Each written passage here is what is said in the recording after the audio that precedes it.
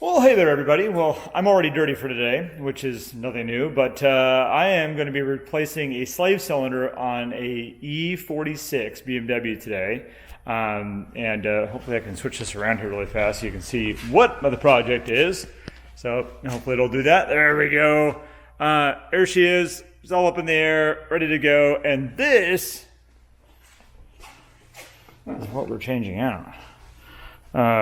Mine is squeaking. And what they'll start to do when they go to fail is you might find yourself pushing your clutch in and it'll give a good old squeak. It'll squeak all the way down, squeak on the way back out, and it's annoying, and I think at some point it's just going to fail. So time to fix it. So I'm going to do my best to show you how to do this today and take you into the car and see where it goes. So hopefully you find this of value, and if you like this, you want to subscribe to the channel, please do. If you want to get more content like this in the future, subscribe and then comment below. Would appreciate it tons. And so let's get going. All right, here we go. On into the car. Oh, this is good video content. This is what you needed. All right, slave cylinder. It's right here. Hooks right in the side of the transmission. It's actually right, I can barely touch it right here. That's the back side of it. And there's a bleeder screw on it, on the back side, and which I'll show you on the new one. And then there's two screws and studs that come out of the side of the transmission. When you pop those off, the whole thing comes out. Cool thing, which I learned, is you can pull this whole thing off without disrupting the hydraulic system at all. But we are going to disrupt it when we go to actually remove this curly Q squiggly guy. When we pull that off the side of the slave cylinder, we're going to have to bleed it. So a little unfortunate. And I've heard it's not easy. I've never done one. But I'm going to assume that everybody says it's not easy. And you're full of crap. We'll figure it out. All right. Well, we'll come back to that, and I'm going to get this thing off here. But it should be two, I think 13s or 14s that hold that on. I'm going to work on that. Okay, so we've had success. It is hanging under there right now, so I'll take you back under. I'll spare you the ride all the way through. But it's a 13, so 213. There's studs, and super simple. It pops right off, and then once it's hanging here, I'll show you what it looks like. Well, that video is horrible. It's just black. But yeah, that is where we're going. We're going right up in here. There's two studs. Then you better lighting. It's pretty self-explanatory. All right, there you go. Okay, so here is the part. And this is your slave cylinder. This is the one that came off the car.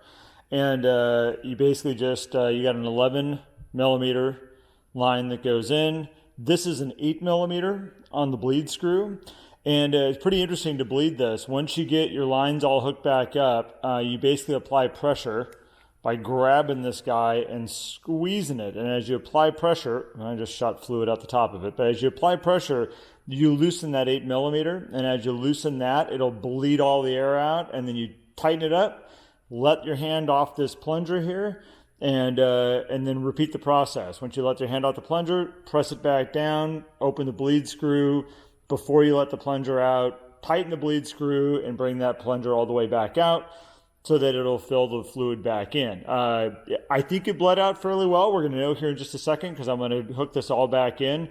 But just now it's everything in reverse. So with where we're at right now, again, everything in reverse. We're going to put basically it's under pressure, so when you put it back in, you're going to have to press it up against the transmission to plunge the plunger, and then you can get your, I think it was 13 millimeter bolts back on. And once you do that, everything should be good to go. This should all work. If this was this easy, I will be wishing I did this a long time ago, because I've been putting it off. But we'll see how it goes. So I'll give you guys an update at the very end here and let you know what we're looking at. All right, final outcome. I wish I could say that the bleeding process of doing it by your hand was a successful way. It wasn't. I ended up having to have somebody come out and actually help me out. So just two people, just like bleeding a pair of brakes. You press the clutch pedal down till you get pressure, hold it there while somebody opens the bleeder screw, bleed it out, close it back up, pump it a couple times. So exact same for brakes.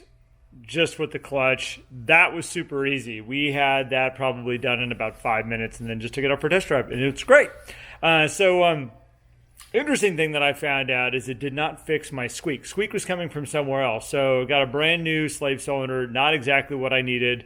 I think I've located it down to, I replaced the pivot point for the throwout bearing arm a while back with a brass pin, and I think that brass pin is rubbing and making that noise. So next job, pulling the transmission out, looking through the clutch, I put a single mass flywheel on it and a high performance Clutch Masters clutch about a year, maybe 2 years ago on it, and it's been awesome. I love it, but it's finicky. It makes some noises, it does some chatter and things like that. So I'm going to probably pull that off and make another video on that. So I know I didn't do a whole lot of hands-on showing you guys exactly what all the moving parts were and how we were doing it, but I hope this was helpful. If it was, comment below. If there's something that you wish I could show differently, please let me know, and I'm more than happy to do that. And hope you guys are having a great day. I'd love to know what your projects are too. So if you like this, again, subscribe. The newer channel may be putting tons of content on here though, so look forward to seeing you guys around.